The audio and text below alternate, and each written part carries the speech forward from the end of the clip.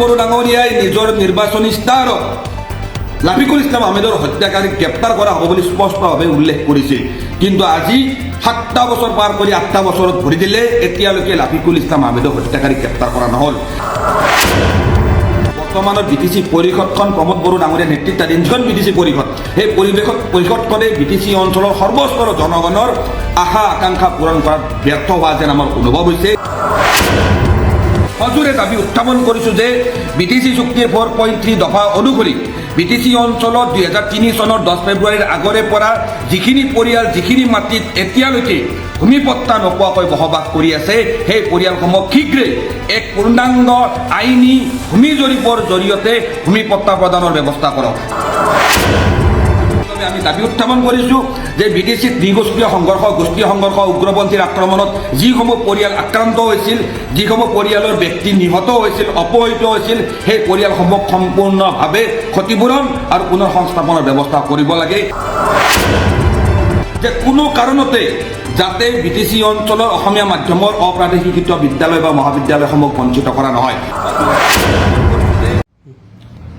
দেশৰ সংগ্ৰামী জনগণে নিৰৱচ্ছিন্ন সংগ্ৰামৰ মাজেৰে আহৰণ কৰা স্বাধীনতাৰ যৌক্তিক প্ৰাপ্তি আমাৰ দেশৰ পবিত্ৰ সংবিধানৰ যি 6ষ্ঠ অনুসূচীৰ ব্যৱস্থা 2003 চনৰ 10 ফেব্ৰুৱাৰী তাৰিখে আমাৰ এই অঞ্চলত বিটিচি চুক্তিৰ জৰিয়তে বলবৎ কৰা হৈছিল। আৰু সেই সময়ৰ আগৰে পৰা বা সেই সময়ৰ পৰা আৰম্ভ কৰি বিভিন্ন ঘাত প্ৰতিঘাত, হত্যা, হিংসা, বোমা বাৰুদৰ মাজেৰে বাট কৰি বাই আহি আমাৰ এই অঞ্চলটোৱে আজিৰ এই সময় পাইছে। আজিৰ দিনটোত অসমৰ ৰাজধানীৰ বাহিৰত প্ৰথমবাৰৰ বাবে বিধানসভাৰ অধিৱেশন কোকৰাঝাৰৰ বিটিচি যিটো সচিবালয়ত অনুষ্ঠিত হৈ আছে, এই যি ব্যৱস্থা চৰকাৰে গ্ৰহণ কৰিছে, এই ব্যৱস্থাক আমি ABMC আদৰণি জনাইছোঁ। তাৰ সমান্তৰালভাৱে আজি সংবাদ মাধ্যমৰ জৰিয়তে চৰকাৰৰ উদ্দেশ্যে আমি কিছু বিষয় উত্থাপন কৰিব বিচাৰিছোঁ, যি বিষয়সমূহ যদি সমাধান কৰা নহয়, যি সমস্যাসমূহ বিটিআৰ অঞ্চলৰ যিখিনি সমস্যাৰ গঠনমূলক পৰ্যালোচনা আৰু সমাধান যদি নহয়, তেনেহ'লে আমি আজিৰ তাৰিখটোতে ক'বলৈ বাধ্য হ'ম যে এই যে বিধানসভাৰ অধিৱেশন কোকৰাঝাৰত অনুষ্ঠিত কৰিছে, এয়া ঢাকঢোল আৰু এক চমকহে কিন্তু হৈ ৰ'বগৈ। আজিৰ তাৰিখত আপোনালোক আটায়ে জানে যে বিটিচি অঞ্চলৰ জনগণৰ মূল সমস্যা হিচাপে ভূমিৰ সমস্যাটো পৰিগণিত হৈ আহিছে। ভাৰত স্বাধীন হোৱাৰ পিছৰে পৰা এই বিটিচি অঞ্চলটোত এতিয়ালৈকে কোনো ধৰণৰ ভূমি জৰীপ হোৱা নাই, ভূমিৰ বন্দোবস্তি হোৱা নাই। আমি বাৰম্বাৰ ABMCয়ে হওক বা বিটিচি অঞ্চলৰ জনগণে দাবী উত্থাপন কৰি আহিছোঁ যে বিটিচি অঞ্চলটোত ভূমি জৰীপ হ'ব লাগে।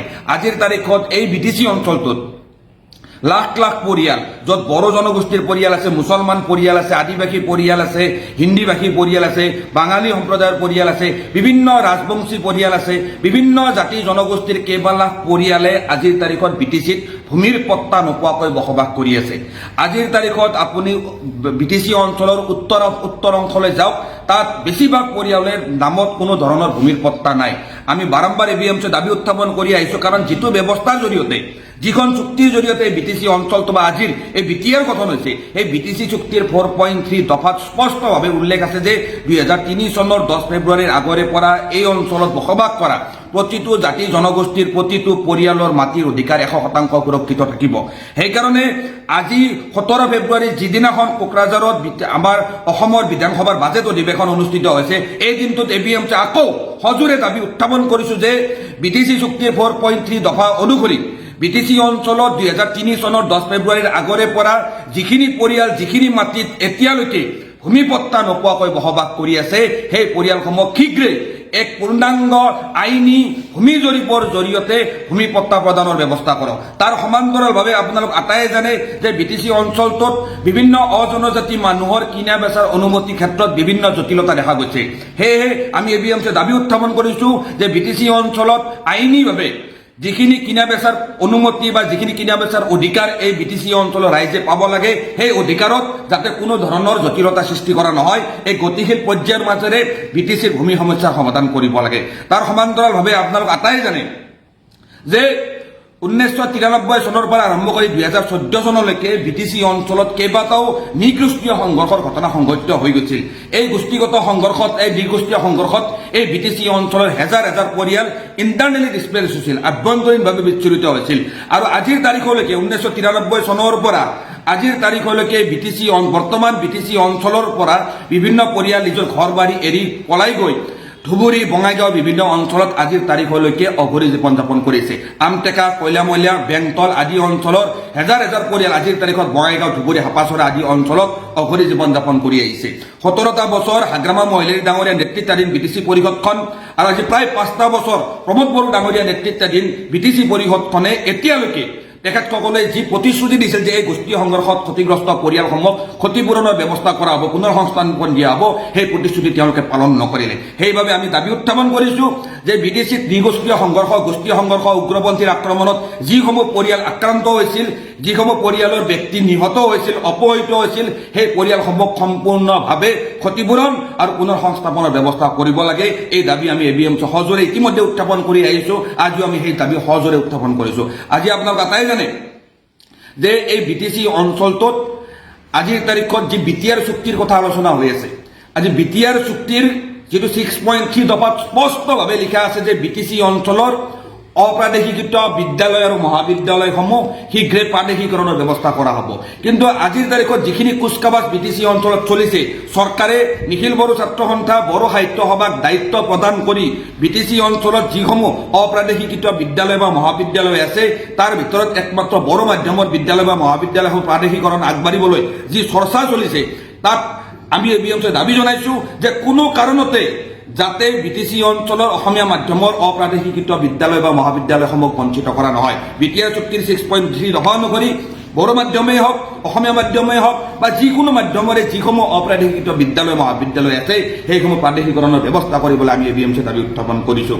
তদুপৰি আপোনালোক আটাই জানে আজি কোকৰাঝাৰ চহৰৰ মাজমজিয়াত বিটিচি যি আমাৰ সচিবালয়, বিটিচিৰ সচিবালয়ত যে অসম বিধানসভাৰ বাজেট অধিৱেশনৰ প্ৰথমটো দিন অনুষ্ঠিত হৈছে, সেই সচিবালয়ৰ পৰা 2 কিলোমিটাৰ নিলগত 2017 চনৰ 1 আগষ্ট তাৰিখে বিটিচি অঞ্চলৰ সংগ্ৰামী হত্যা ABMCৰ তদানীন্তন সভাপতি চৈয়দ লাফিকুল ইছলাম আহমেদক গুলীয়াই হত্যা কৰা হৈছিল। সেই হত্যাকাণ্ডৰ পিছতে সমগ্ৰ হত্যাকাণ্ডৰ তদন্ত প্ৰক্ৰিয়া প্ৰথম পৰ্যায়ত অসম আৰক্ষী, তাৰ পিছত CID, তাৰ পিছত SIT, তাৰ পিছত CBI লৈ হস্তান্তৰ কৰা হ'ল। পৰৱৰ্তী সময়ত আমি দেখিবলৈ পালোঁ যে অসম চৰকাৰ তথা বিটিচি চৰকাৰৰ বিভিন্ন বিষয়ববীয়াই লাফিকুল ইছলাম আহমেদৰ হত্যাকাৰীক গ্ৰেপ্তাৰ কৰা হ'ব বুলি দাবী উত্থাপন কৰিলে। 2020 চনত বিটিচি নিৰ্বাচনৰ পূৰ্বে ডক্টৰ হিমন্ত বিশ্ব শৰ্মা ডাঙৰীয়াই বিটিচিত বিভিন্ন নিৰ্বাচনী সভাত প্ৰচাৰ চলাব আহি স্পষ্টকৈ কৈছিল যে বিটিচিত UPPL বা বিজেপি চৰকাৰ গঠন হ'লে লাফিকুল ইছলাম আহমেদৰ হত্যাকাৰীক 3 মাহৰ ভিতৰত গ্ৰেপ্তাৰ কৰা হ'ব। প্ৰমোদ বড়ো ডাঙৰীয়াই নিজৰ নিৰ্বাচনী ইস্তাহাৰত লাফিকুল ইছলাম আহমেদৰ হত্যাকাৰীক গ্ৰেপ্তাৰ কৰা হ'ব বুলি স্পষ্টভাৱে উল্লেখ কৰিছিল। কিন্তু আজি 7টা বছৰ পাৰ কৰি 8টা বছৰত ভৰি দিলে এতিয়ালৈকে লাফিকুল ইছলাম আহমেদৰ হত্যাকাৰীক গ্ৰেপ্তাৰ কৰা নহ'ল।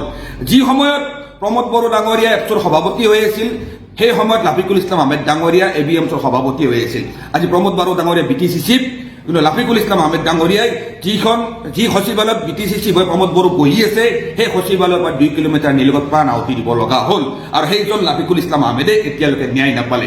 তাৰ মানে বিটিচি অঞ্চলৰ সৰ্বস্তৰৰ জনগণৰ লগত অন্যায় কৰা হ'ল। হয়, আজিৰ তাৰিখত বিটিচি অঞ্চলটোত বন্দুক বাৰুদ, গুলী বোমাৰ কমিছে, সেই হ্ৰাস পাইছে, উগ্ৰপন্থী সমস্যাৰ সংখ্যা হ্ৰাস পাইছে। কিন্তু বিটিচি অঞ্চলৰ জনগণৰ লগত যদি ন্যায় প্ৰতিষ্ঠা কৰা নহয়, তেনেহ'লে শান্তি প্ৰতিষ্ঠা হোৱাটো অসম্ভৱ। সেইকাৰণে ABMC স্পষ্টকৈ দাবী জনাইছোঁ যে বৰ্তমানৰ বিটিচি পৰিষদখন প্ৰমোদ বড়ো ডাঙৰীয়া নেতৃত্বাধীন যিখন বিটিচি পৰিষদ, সেই পৰিষদখনে বিটিচি অঞ্চলৰ সৰ্বস্তৰৰ জনগণৰ আশা আকাংক্ষা পূৰণ কৰাত ব্যৰ্থ হোৱা যেন আমাৰ অনুভৱ হৈছে।